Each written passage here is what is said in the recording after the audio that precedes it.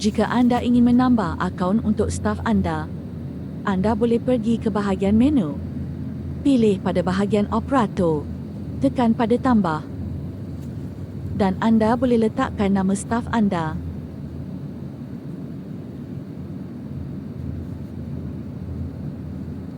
Masukkan password.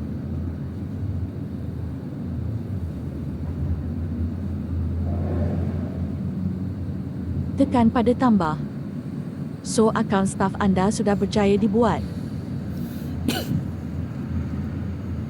Jadi mari kita log out terlebih dahulu. Letakkan user ID staf anda dan password. Jadi akaun untuk staf anda hanya limit akses pada bahagian jualan sahaja.